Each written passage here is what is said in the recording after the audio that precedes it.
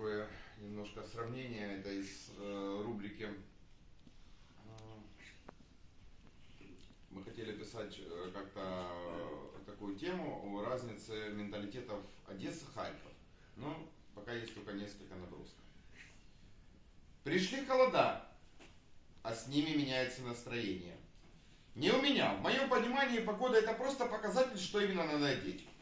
Но вот у южанок отсутствие солнца, осенняя депрессия, перепады настроения, отсутствие энергии.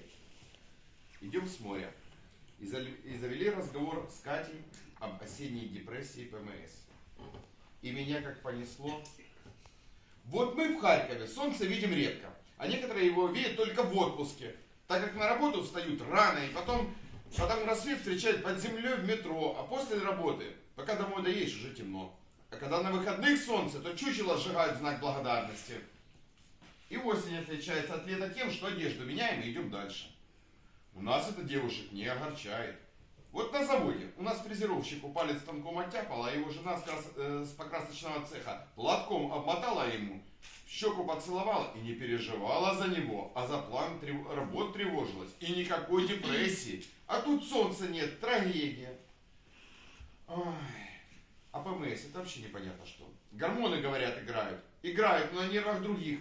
Вот сегодня утром мне было выдвинуто сразу несколько требований. Не шуметь, не смотреть в ее сторону, а главное меньше мелькать в поле зрения. Это вам не север и восток, где все просто. Живот начал болеть, надо таблетки купить и все. Я не говорю про всех, а только про мои наблюдения о большинстве. И вообще, это новый феномен для меня.